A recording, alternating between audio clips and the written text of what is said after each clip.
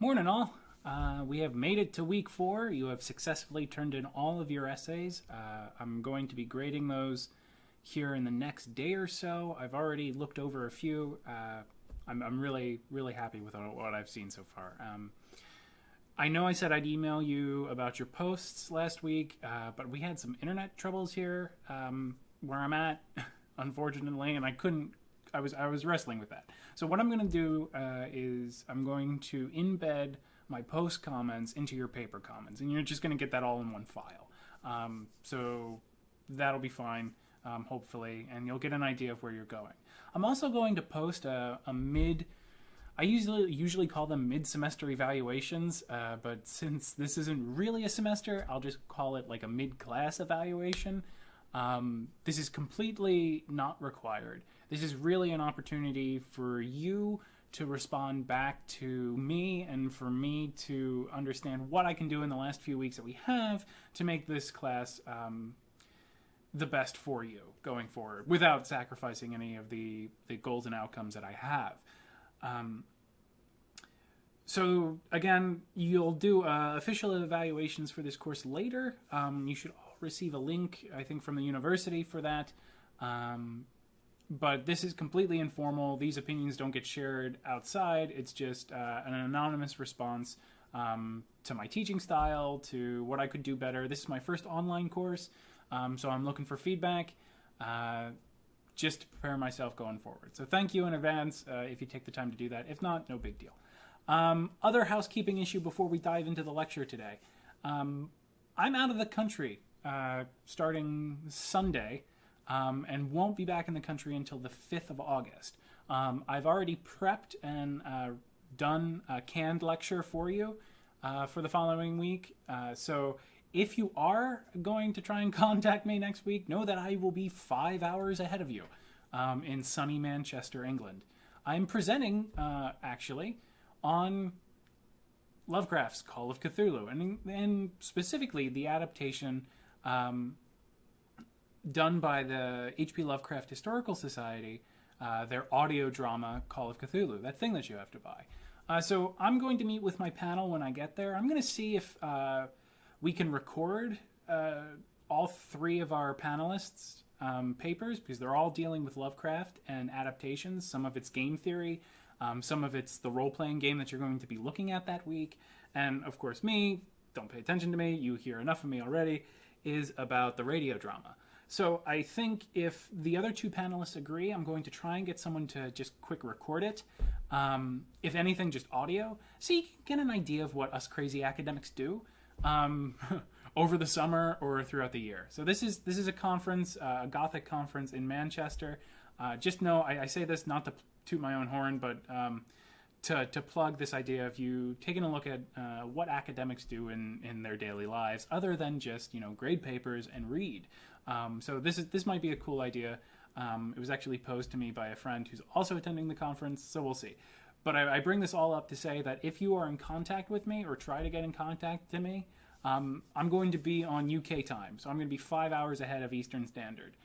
That will not change any of the deadlines or time assignments that you have, so the quizzes and the posts will all stay the same. I'll just be able to check and see when you guys are posting.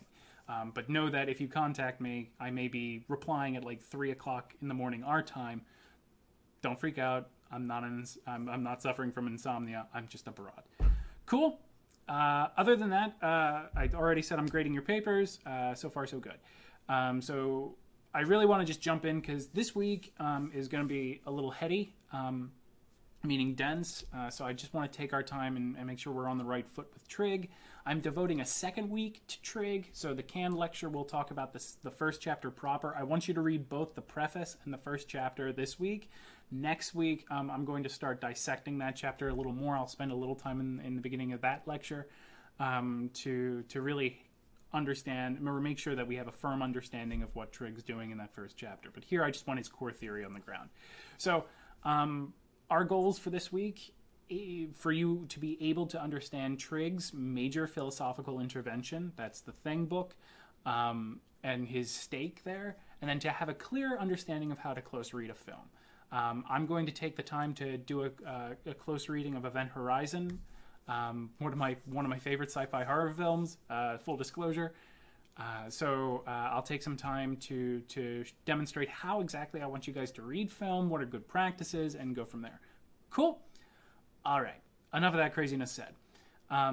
Before I begin, there will be a bonus assignment posted this week. Be on the lookout for that. I will send an email when it comes up. Cool? Okay.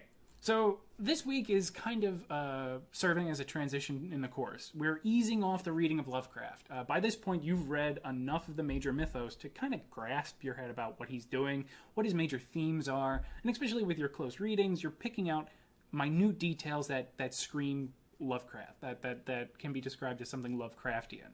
So you all understand and demonstrate that you're all savvy enough to catch his themes. So I want to move into more of a focus on the echoes and adaptations of his work to see if we can build that thorough line, that genetic line through. So specifically this week, we're moving into some rather heady philosophical territory and then into the realm of sci-fi films. So wait, hold on. You'll get a lot of critics in the horror canon, and if you've had classes with Professor Keatley, you've probably already gone over this. There is a major tension between sci-fi and the horror camps, that they are two distinct categories of film and genre, that there are only sci-fi and that there are only horror. I'm saying bunk to that and saying that, in fact, there are sci-fi horror films. You can refute me all you want, but play the believing game with me here. We're going to view them that way, so don't tell anybody else. So this lecture will cover Triggs from The Thing, Triggs' major philosophical interventions in his preface, and kind of touch on what he's doing in the first chapter, but again, that's next week. And then I want to spend most of the time on Event Horizon to give you an example, like I said, of how to dissect a film. Okay? So key terms, you'll notice that mise en scène, all of you aced the descriptions of mise en scène, so all power to you. I'm just leaving that up here because I think it's a valuable term this week. The other term that I want to wrestle with is phenomenology. Say that 10 times fast.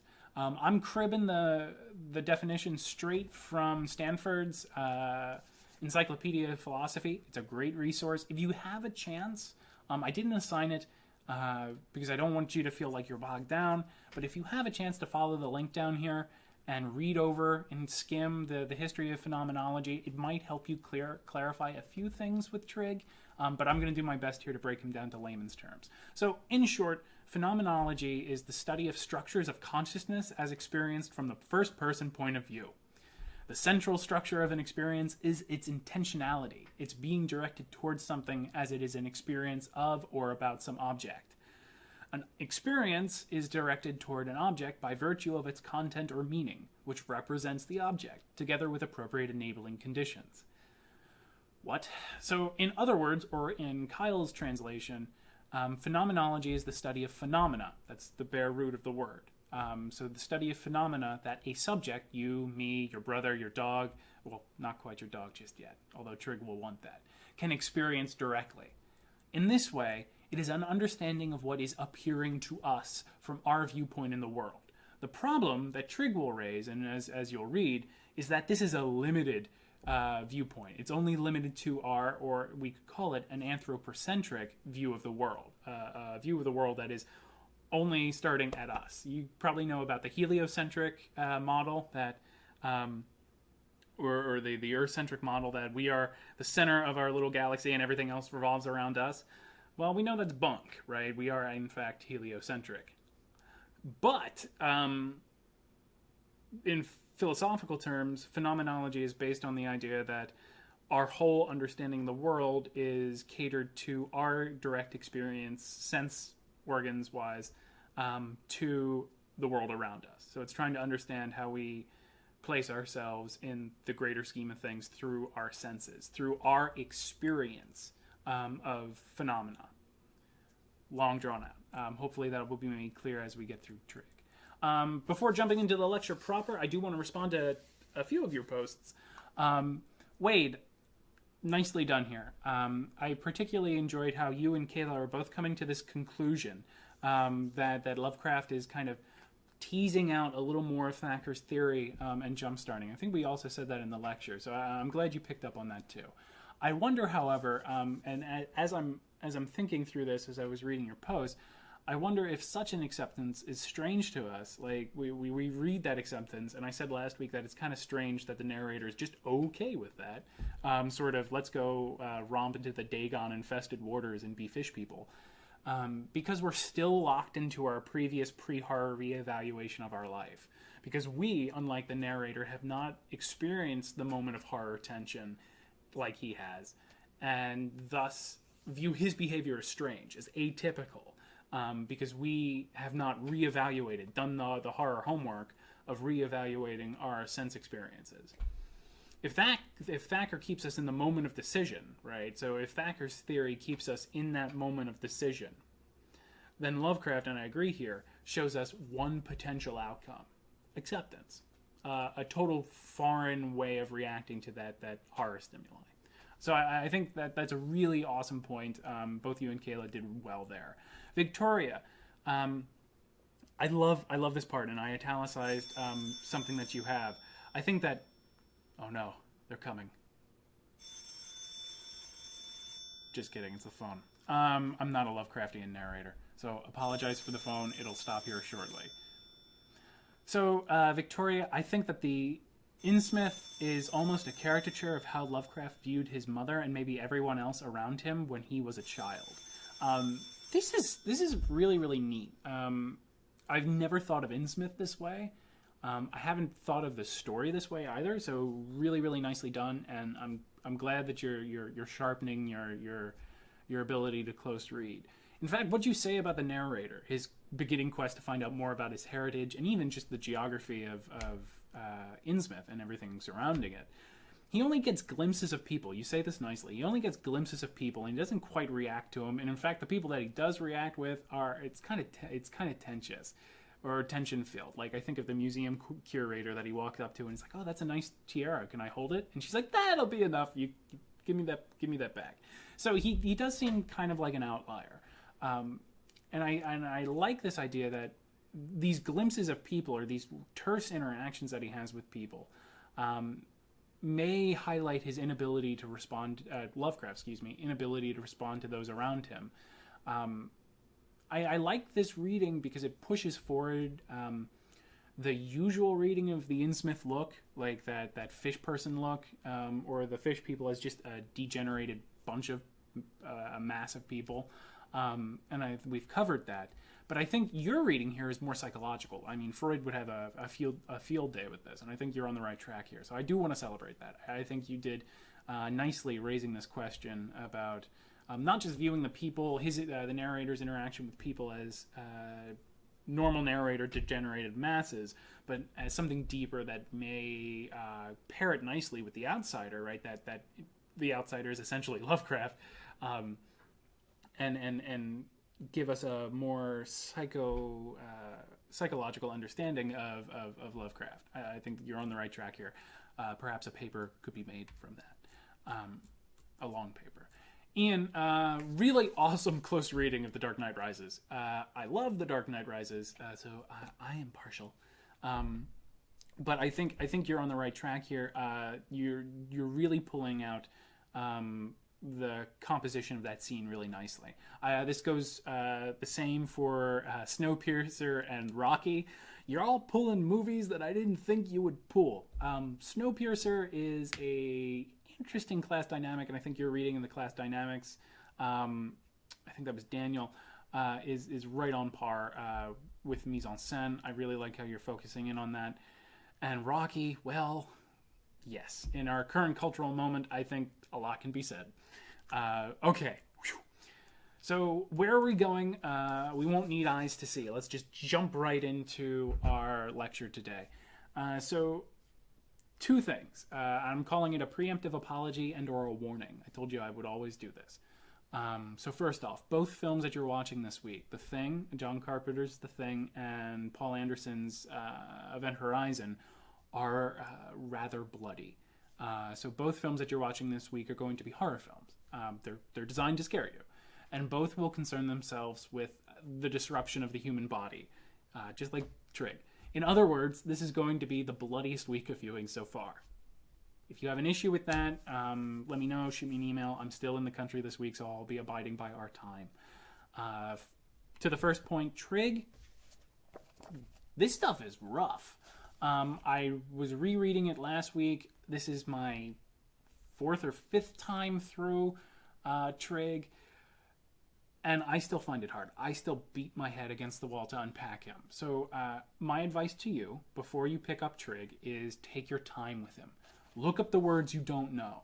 I'm always shocked by people not looking up words or just getting the gut instinct like, oh yeah, I know what ontology is, but do you? Can you define it? If you can, awesome. If you can't define it or translate it into your own words, look it up. You all have access to the Oxford English Dictionary through Lehigh's library website. Use it. Use Google, please. Look up words that you don't know. This is absolutely imperative with Trig. Trig is an Irish writer, I believe, by birth. He's a philosopher, so he's got 2 things against him, not to poke fun at my English cohorts, but he tends to write around the bush a lot. So take your time. He's never direct, and when he is direct, it can be quite surprising.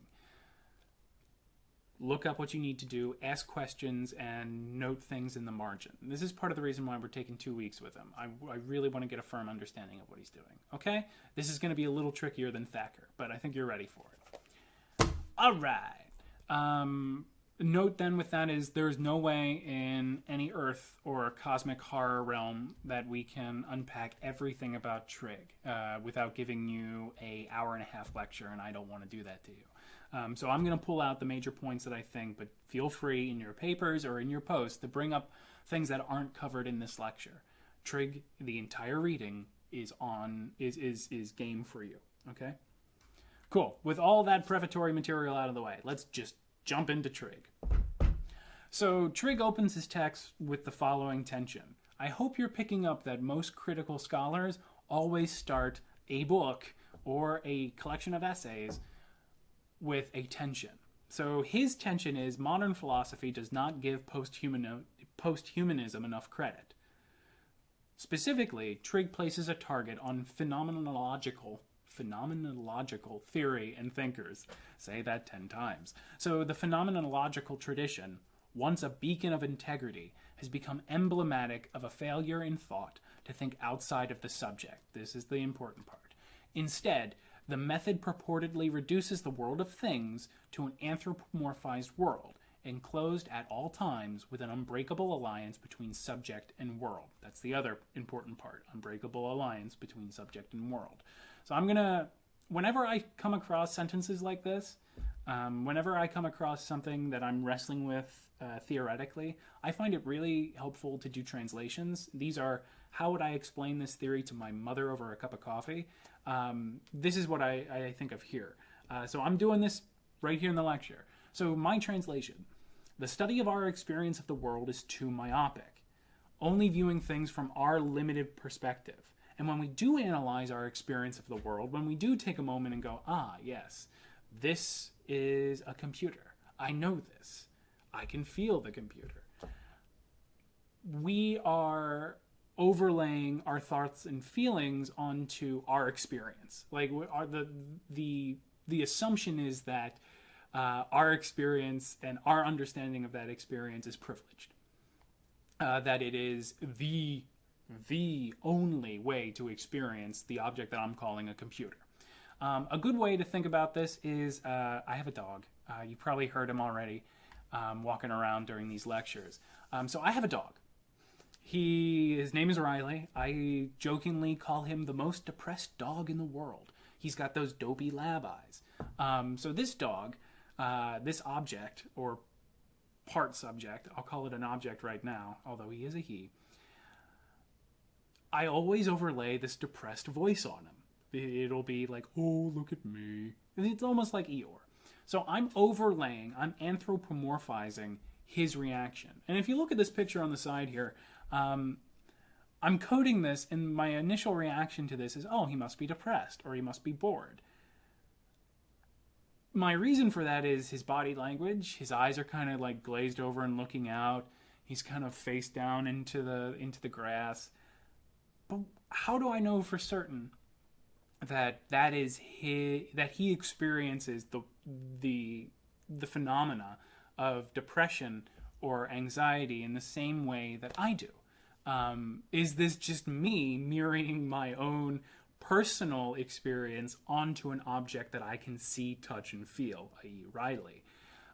So I think this is a good example to think about what the error Trig is, or what error Trig is putting his thumb on. He's kind of looking and saying, the main issue with this phenomenology, this understanding of the world around us through experience and sense, is the initial assumption that we are the ultimate experiencers of the world. And because we have that assumption, we tend to overlay and put too much stock into our experience and say that some beings, in this case Riley, some beings feel totally different or feel the same way about a given phenomena that we do.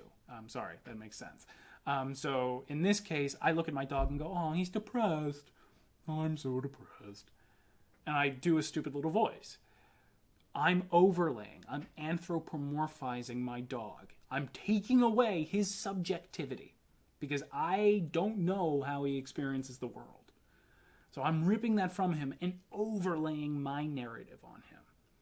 So this is important. This is important because this is the philosophical trip up that Trigg wants to fix. We're going to put Riley away here for a second. Sorry, buddy.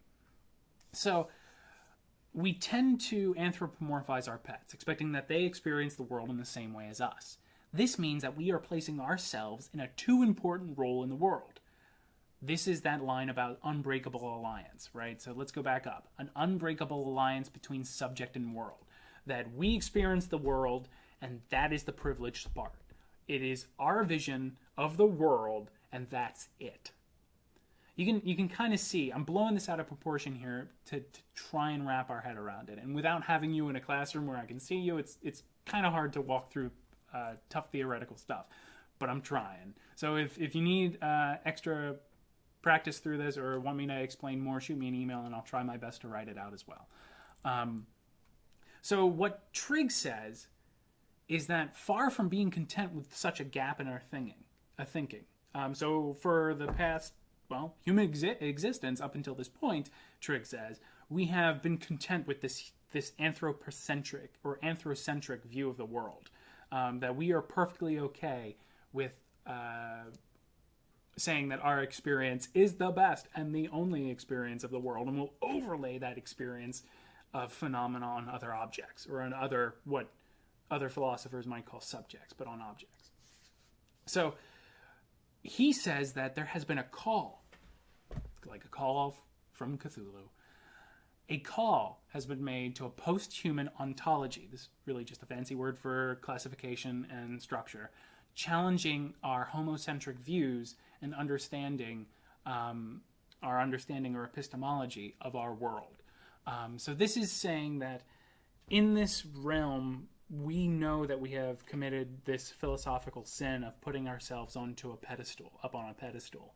And he's saying that he's tapping into a call that has been made in certain camps to remedy that misstep, to say, okay, well, maybe humans aren't the center or shouldn't be the center of us labeling all of the phenomena in the world, or us labeling or overlaying the subjectivity of another being. So his response to me saying that Riley's depressed or is because he's looking down and has his snout in the grass, he would say, no, Riley is a subject of his own. He is experiencing the world in that moment the same that you are, the same moment in the world that you are, but probably radically differently. And some science can back that up, right? We know that dogs' vision is weird and different from our own. They only see certain colors on the spectrum, and that they're rather nearsighted. So maybe I'm putting too much weight and mirroring myself and Riley too much. That would be Triggs' argument. So for a potential post, I want you to tease this out more. You can take a second to read that over. So Triggs' philosophy wants to fill a void in our thinking. This idea that we have only established the school of phenomenology and mostly Western philosophy on the basis or the faulty assumption that humans are the only things that experience the world. That's really simplifying it, but I think we can move on. To fix the problem, he starts with the problematic way of thinking, phenomenology itself. He argues that while phenomenological thinking has been a part of the problem of creating the subject-world bond, it can also help us out of this trap. So this is the tough part. So what he's doing is twofold, and he gets clear here. His book, sets out to do two things. One, to redefine phenomenology as a philosophical method of inquiry. He is trying to salvage this way or philosophical way of thinking.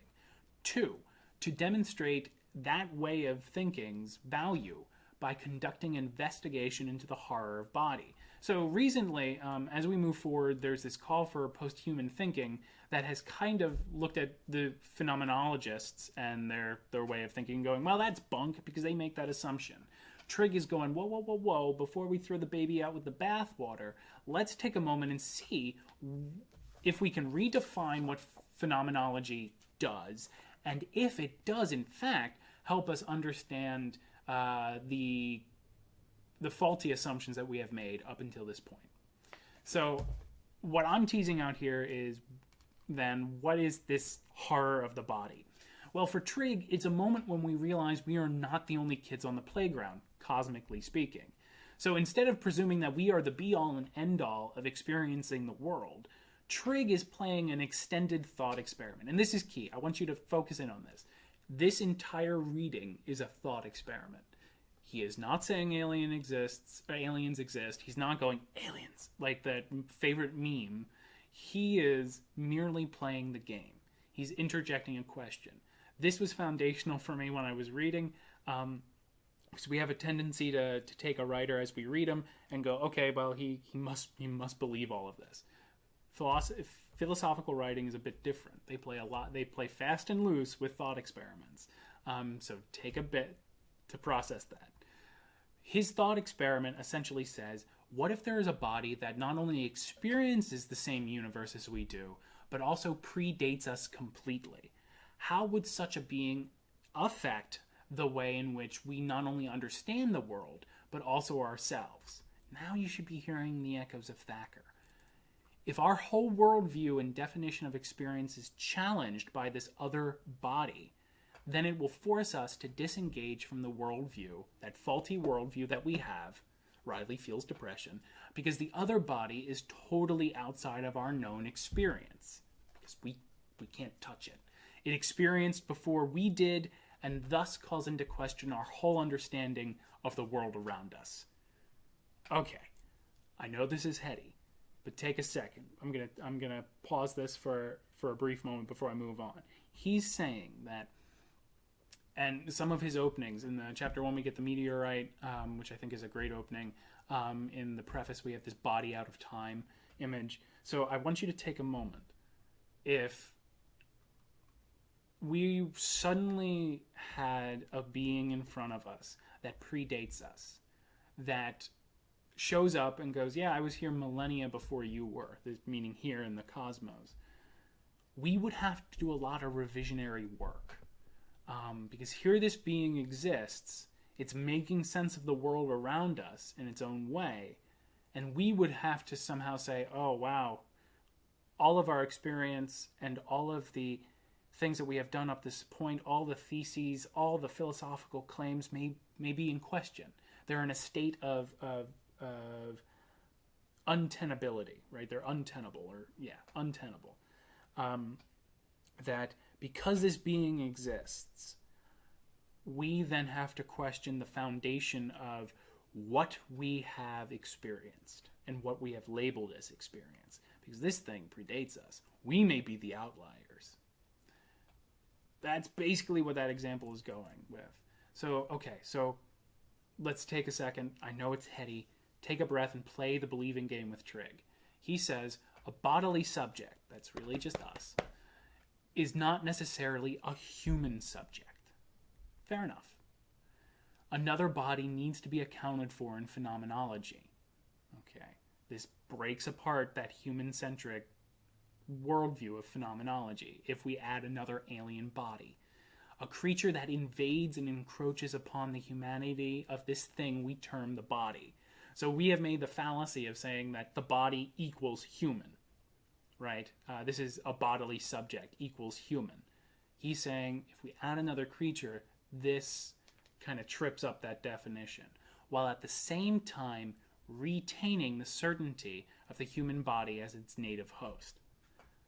Somehow we can then resurrect and reevaluate our standing and our experience from that alter body, or that alterity of viewing a body. Alterity just means extreme difference. So, okay. This is all well and good, you may say, but why the hell are we reading this now? What's the point? Well, not because I said so. Kind of. Trigg isolates horror films and aliens as a model to help us see this phenomenological revision, or see this call for a revision. There is, admittedly, no way for Trigg to prove his theory unless an alien immediately steps into this lecture and says, hey, by the way, everything you know about life is wrong. Your experience is bunk. By the way, my name's Bob. Unless that happens, sheer chance of that happening, we can't do this revisionary work. So his thought experiment is saying, okay, well, let's presume that that actually does happen. And we can presume that and then see what effect that might have. So again, he's playing this thought experiment game. So instead, Trigg wants us to use body horror films, because the alien's never going to come down and be like, sup, I'm Bob. He wants us to use body horror films. This is John Carpenter, David Cronenberg. Those of you who have seen the revamp of The Fly, know body horror, that have alien-like creatures that invade, infect, rip apart the human body. This is what you'll see in The Thing, the movie. The reason these creatures make us uncomfortable, what he says, this is Trigg, the reason why these creatures make us uncomfortable, beyond the fact that they're ripping apart human bodies, or that they're inside of us, or we can't tell who's human or not, is because it taps into our subconscious recognition of this philosophical misstep, of this idea that we have somehow placed ourselves on a pedestal, demonstrating the experience of the world around us. These monsters keep haunting and hunting us. We make them, keep in mind, because we somehow know that we may not be the only things that experience this. And when I say this, I mean our entire world. Okay? So the fact that these creatures exist and that we constantly re-evoke them. You've read them already through Lovecraft, but the constant re-evocation of these creatures, and the reason why they scare us, is because it's tapping into this subconscious understanding, perhaps, of, oh, we made a boo-boo and put ourselves on a philosophical pedestal. That's basically his point. So he's telling us to pull off the brakes, pull off the brakes. Ease off the gas, put on the brakes, and account for these monsters and this difference. So when he says words like alterity, and I already said it's just a fancy word for extreme difference, he wants us to think about this tension, this idea that we're subconsciously creating these creatures to subconsciously access this feeling that we've done goofed our philosophical worldview, that we have made the assumption that humans are the be-all and end-all things that can experience and name the world around us. He's saying maybe that's not true. So he wants us to think about this tension. The alien, the thing, the hellish not demons in Event Horizon, Cthulhu, and Dagon all work then to highlight this fragile thing we call our understanding. They are trying to challenge us to jump out of our human-centric worldview and account for that ulterior being, that being that may have predated us. Okay, so take your time with this chapter. I've just covered a lot of theoretical ground relatively quickly, so I apologize at the onset. We're going to wrestle with this a lot. And so if you're using Trigg in your posts, I'm never, ever, ever going to punish you for misreading or not understanding him, okay? So don't feel like you can't touch Trigg because he's hard. Go after Trigg. See if you can tease out what's going on. I just tried to lay out the major boundaries of his work. In summary, once again, and I'm sorry if this is becoming repetitious, he's pointing his finger at a philosophical misstep that we have done. And that misstep says that we are the thing that experiences, the only thing that experiences, the only thing that can conduct phenomenological understanding of the phenomena that are happening around us. We have privileged the human too much. And he's saying, let's back off, we gotta fix that, and a possible way to fix that is to look at body horror, to look at aliens that are essentially infecting us, crawling out of us, or so fragmentedly, temporally distant from us, to understand that sort of internalization of that philosophical misstep. So he's essentially saying, we know we've done this, and the reason why these monsters keep coming back is because we want to, deep down, fix that philosophical misstep. Okay. So take your time with chapter 1. I'll return to Trig in the next lecture to tease more out of that first chapter and hopefully clarify. Your posts, though, I really want to take a second here and say I'm taking the training wheels off in some of these. I really want you to unpack Triggs' work. So again, I'll reiterate, I will never, ever punish you for getting something wrong when it comes to wrestling with theory or what you think a person is saying. I want to cultivate an environment where I think you can try to explain or unpack his major moves or any theorist's major moves without any repercussion. So your posts can do that, okay? Especially these two posts. Feel free to experiment. All right. So it seems only fair that after you all labored to give me close readings that I participate as well, partly because I like doing them. So here I want to show a few scenes and post screenshots from Event Horizon to make an argument that responds to what we have covered here today. So in an effort to clarify what Triggs doing, I want to show my close reading of Event Horizon. I'm not going to give you a paper. I'm just going to quickly move through its hits. So this film is rather densely packed with themes. If you don't get a chance, check out the architecture of the actual ship, the sets of the Event Horizon. I think you'll find some interesting things happening there beyond what I touch on today.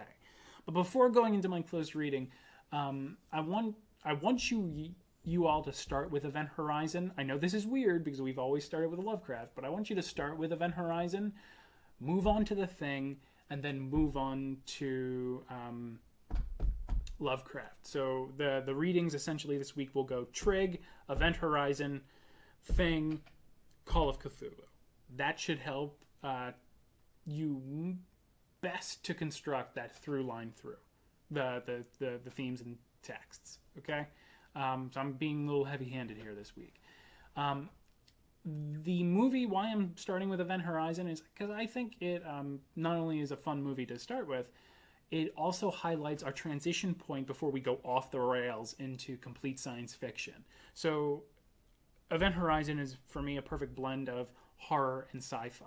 It's conventionally a horror house movie. So if you analyze the plot of this film, it's exactly like any other haunted house movie, except it happens in space. So I want you to be on the lookout for old school horror tropes that you see. Bonus points to whoever emails me 2 direct horror film references within the movie. There are many. So you just need to send me a screenshot and a quick, this is from The Shining, ! And I will see if you get it right, or see if I see what you see. Double points, and here's making you find out and dive into the film. Double points to the person who gives me the Star Wars reference in the film. So be on the lookout. Okay. So, to my claim. My main claim, Event Horizon's focus on the removal of eyes and the distortion of our viewpoint through sweeping Dutch camera angles, and I'll tell you what that means, highlight Triggs' notion that even though we crave a reformulation of a worldview based on our subjective sense experience,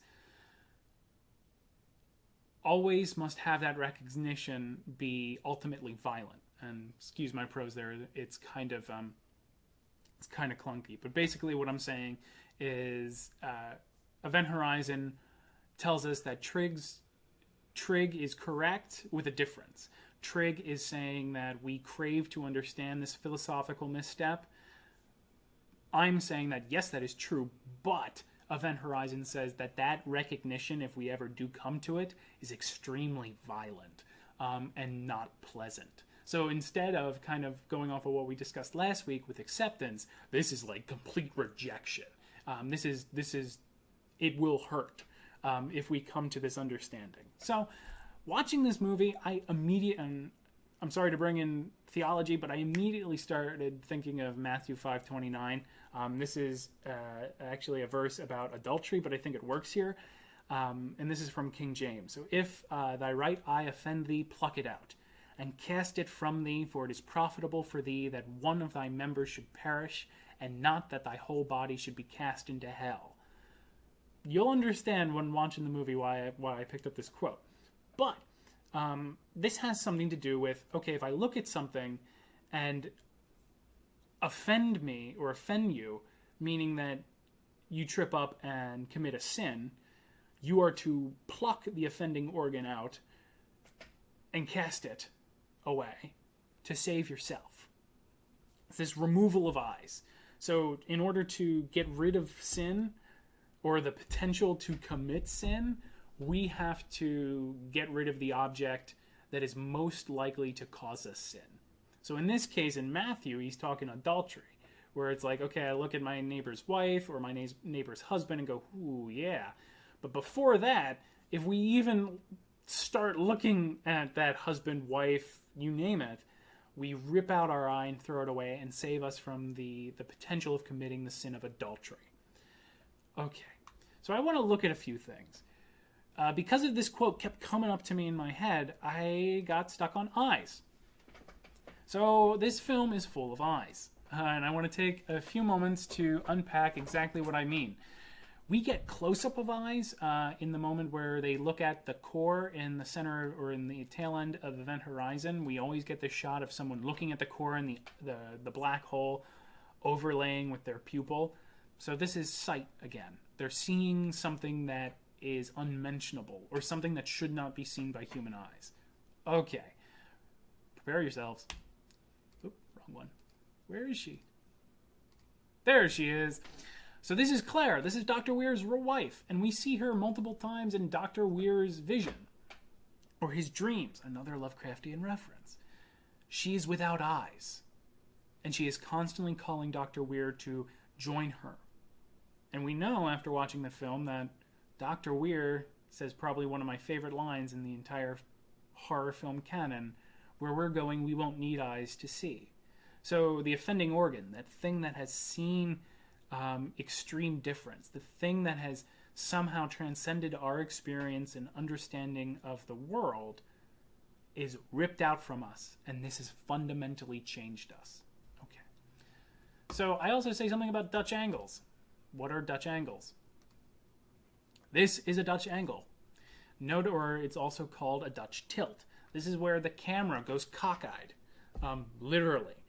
So usually this means that our vision is skewed. It's focusing, you should feel disorientated.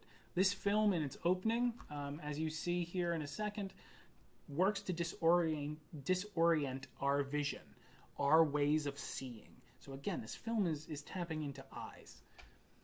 And with things like the Dutch tilt, camera angles like the Dutch tilt, like the sweeping, intruding eyes of a camera into a scene. You'll see that a lot here too.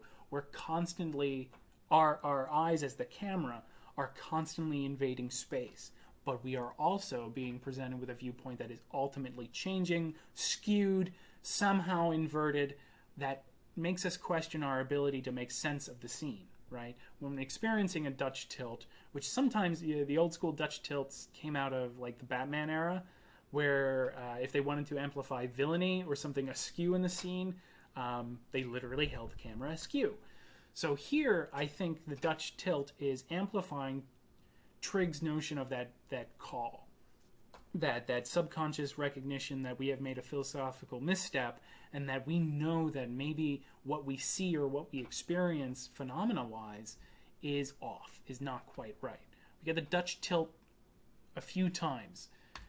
The first few seconds of the movie after the opening credits, we get the Dutch tilt. This is a vision in Weir's head of the Event Horizon hallway. It's a Dutch tilt. Our perspective is skewed, and we're already disorientated.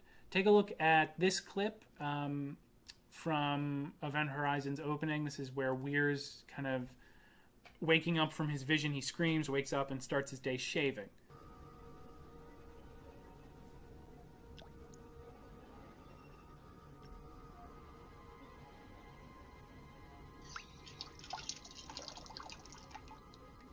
Jump scare.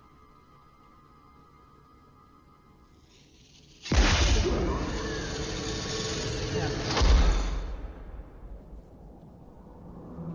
Pull back.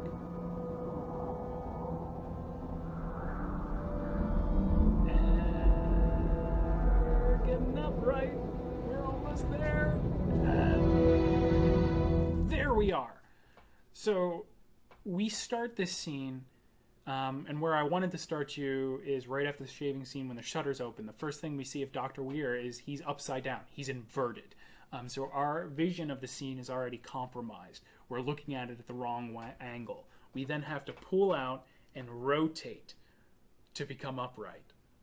This is strange for me, that our vision has to be altered and fixed over time. And we get this quite often in the film where we start upside down or we start off to the side and we slowly have to rotate. So it's almost like the more we look at it, the more corrective our vision gets. So this is just an example of the Dutch tilt and what I think is going on here. Okay. Eyes again. This is mise en scène, as you'll know. Look at the structure of the hallway. This is the main corridor of the Event Horizon. Notice how it mirrors an eye. I want you to pay particular attention to the scenery here in this film. We get eyes, we get coffins, and we get arches. I want you to be on the lookout for these and tell me why they might be in the film themselves, okay? So that's thematic. That's what we see cinematography-wise, right? But what about eyes? Where's the violence? We've already gotten the weird sort of motion that we're correctively viewing or correctively changing our viewpoints as viewers. Okay, but what about violence? Well, and I'll post these links up. I won't go back there. I won't. This Oh, is baby Justin's bear. death. Come on, open the door. So, this does get a I little don't think she can talk him down. He's better. He opens the airlock, he's going to turn inside out. No, you stay with me. Almost got it. I've almost got it. You stay with me, Justin. Come on, now open that door. If you could see the things I've seen, you wouldn't try to stop me. No, that's not you talking. That's not you talking. That's it. That's it. Right there, open the door. Go for that button. Come on. Okay.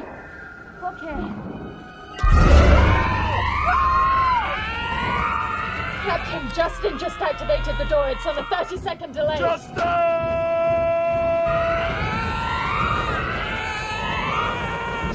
by for decompression in 25 seconds. Where am I? Hey. Doc, cut it fucking open! Hey, open the door. I can't. The inner door won't open when the outside door's been triggered. It would decompress the entire ship. Mama Bear. Open the door. Come on, please. Captain! Patch me through to him. Captain Miller, tell them to open the door. They can't do that, Justin. I don't want to die in here. You're not gonna die. I want you to listen to me very carefully, and I'm gonna get you out of there. Oh my God. It's starting. My eyes. Don't think about him. Shut him. Just shut him as tight as you can. 5 seconds. Tuck yourself into a crouch position. Make yourself into a ball now. I can't breathe. Oh God. Oh God. That hurt. I want you to huff and puff and blow all the air out of your lungs. You hear me? All the air out of your lungs, Justin. Do it now.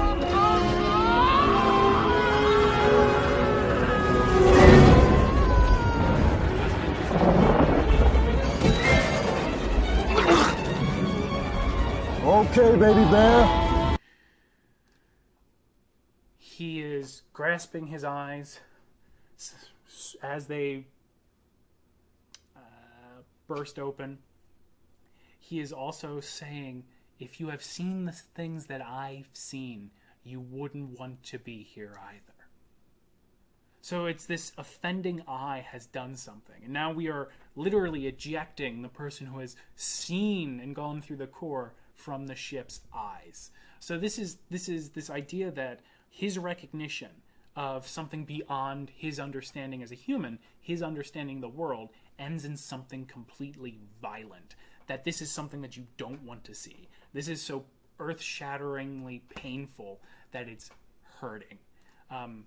I linked other, so we have, for sake of time, I won't go through all of it, but Dr. Weir's eyes, this is the famous scene where he turns around in the captain's chairs and goes, Miller, we won't need, where we're going, we won't need eyes to see. And then, of course, his resurrected body screaming and giving Captain Miller a vision of what's to come. So I pulled these things out, and this was kind of like a ham-handed, quick claim, but the idea that Event Horizon's focus on eyes and the repetition of the image of eyes and the repetition of the Dutch tilt and the error of our viewpoint is done to emphasize potentially Triggs' notion that we subconsciously desire a remedy for this philosophical misstep. I'm adding the detail that, yeah, we may subconsciously desire it, but the end result of that desire, when we finally recognize that we have committed the philosophical sin, is a world of hurt. We then must feel extreme violence. Or then we must commit or have committed upon us extreme violence. Okay, so your last potential post is you do exactly what I did here. Make an unofficial claim, an informal claim about Event Horizon, and do exactly what I did. The film is very, very, very dense. You can also do this with The Thing. Okay? So that's it for this week. I'm going to be posting the informal evaluation block under our announcements at the very top of our course site page. Please let me know if you have any questions. I'll be returning papers as one block, so you'll all get emails around the same time. And remember that your posting grades, and I apologize for this, but your posting grades will be also under your grades for your paper. Okay? So thanks for playing. Enjoy the movies this week. And hopefully your eyes are intact for next week's lecture. Thanks very much, and see you in, officially, 2 weeks. Bye. You got my desktop. Almost.